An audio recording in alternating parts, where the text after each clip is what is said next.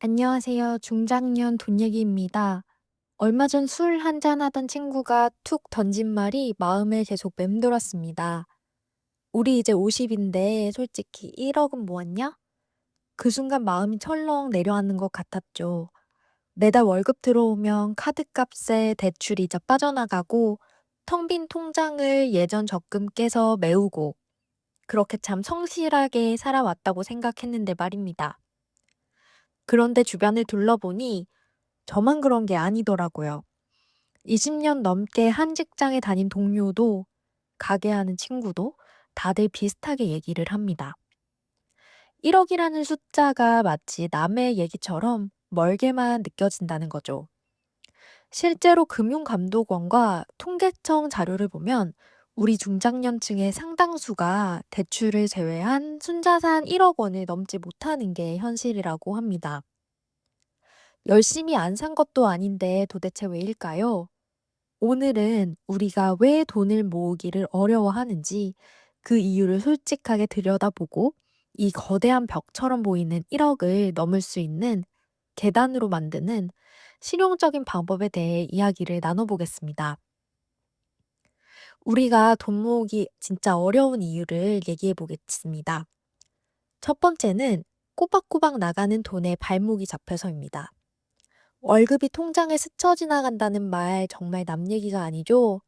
집 대출 이자에 다 커가는 아이들 교육비에 통신비에 보험료까지 숨만 쉬어도 돈이 나간다는 말이 딱 맞습니다. 이걸 줄일 수 없다고 생각하는 순간 우리는 저축할 수 있는 가능성 자체를 포기하게 됩니다. 하지만 이 고정 지출이라는 바구니에도 잘 살펴보면 우리가 덜어낼 수 있는 것들이 분명히 있습니다. 두 번째는 푼돈과 목돈에 대한 다른 마음가짐 때문입니다. 혹시 커피값 몇천 원, 콩나물값 몇백 원은 아끼면서 에이, 큰맘 먹고 바꾸자 하면서 덜컥 비싼 핸드폰이나 자동차를 할부로 사지는 않으셨나요? 마치 작은 구멍이 독을 무너뜨린다는 말처럼 우리가 애써 아낀 푼돈을 이런 큰 지출에 한 번에 다 사라져 버리게 하는 것입니다. 소비의 우선순위를 조금만 바꿔서 생각하면 우리 지갑은 훨씬 든든해질 수 있습니다. 세 번째는 돈 공부가 낯설고 두려워서입니다. 솔직히 그렇죠? 주식이라고 하면 왠지 무섭고 남의 얘기 같고 잘못하면 큰일 날 것 같고요. 그래서 가장 안전해 보이는 예금과 적금만 찾게 됩니다. 하지만 요즘 같은 세상엔 물가 오르는 속도를 은행 이자가 도저히 따라가지 못합니다. 내 돈이 은행에 가만히 잠자는 동안 그 가치가 조금씩 줄어들고 있는 셈이죠. 아주 기본적인 돈 공부만으로도 우리는 이 흐름을 바꿀 수 있습니다. 네 번째는 불안한 마음에 시작을 미루기 때문입니다. 지금은 너무 비싼 것 같아. 조금 더 떨어지면 사야지. 이렇게 망설이다가 좋은 기회를 다 놓친 경험 한 번씩은 있으시죠? 투자는 항상 약간의 불안감을 동반합니다. 하지만 아무것도 하지 않는 것이 가장 큰 위험일 수 있습니다. 시간이 내 편이 되어 돈을 불려주는 복리의 마법은 작은 씨앗이라도 심어야 경험할 수 있으니까요. 마지막 다섯 번째는 돈이 모이는 시스템이 없어서입니다. 매달 돈 쓰고 남으면 저축해야지라는 생각은 밑 빠진 독에 물 붓기와 같습니다. 부자들의 가장 단순한 비밀은 바로 순서를 바꾸는 것입니다. 월급이 들어오면 쓸 돈을 먼저 빼는 것이 아니라 저축하거나 투자할 돈을 먼저 떼어놓는 것. 내 월급은 내가 가장 먼저 챙긴다는 이 간단한 원칙 하나가 우리를 바꿀 수 있습니다. 자, 그러면 이제 뭘 해야 할까요? 제가 오늘 당장 실천할 수 있는 아주 구체적인 방법 네 가지를 알려드릴게요. 첫 번째, 우리 집 가계부 다시 들여다보기. 먼저 카드 내역서나 통장 내역을 한번 쭉 펼쳐보세요.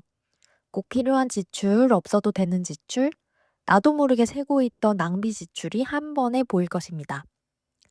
잘 안 보는 보험은 없는지, 너무 비싼 통신 요금제를 쓰고 있진 않은지 점검하는 것만으로도 매달 5만 원, 10만 원을 아낄 수 있습니다. 두 번째로는 강제 저축 시스템을 만들어 두기입니다. 의지를 믿지 마세요. 우리는 늘 바쁘고 유혹에 약하니까요. 대신 월급날 자동으로 투자 통장이나 적금 통장으로 일정 금액이 빠져나가도록 자동이체를 걸어두는 겁니다. 처음엔 10만 원이라도 좋습니다. 이렇게 돈이 먼저 피신하고 나면 우리는 남은 돈에 맞춰서 자연스럽게 씀씀이를 조절하게 됩니다. 세 번째, 세상에서 가장 쉬운 투자 공부 시작하기. 어렵게 생각하실 필요 없습니다.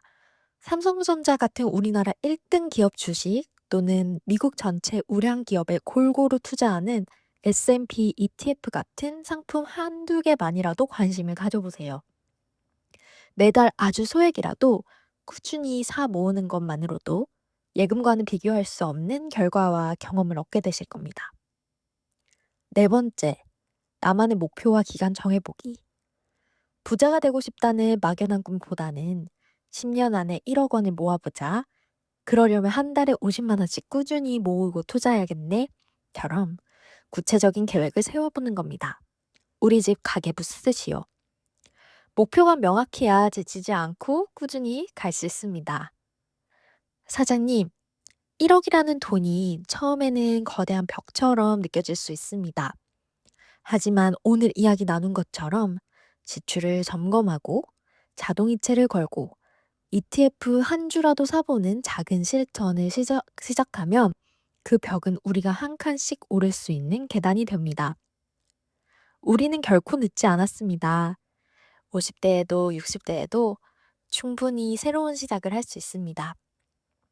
나는 안 될 거야 라는 생각 대신에 나도 한번 해볼까 라는 마음으로 작은 시스템을 만들어 보세요. 그 작은 변화가 우리의 노후를 훨씬 든든하게 만들어 줄 것입니다. 그리고 마지막으로 건강이 최고의 자산이라는 말 잊지 마세요. 건강해야 돈 모으는 재미도 복리의 마법도 오래오래 누릴 수 있으니까요. 오늘도 시청해 주셔서 진심으로 감사합니다.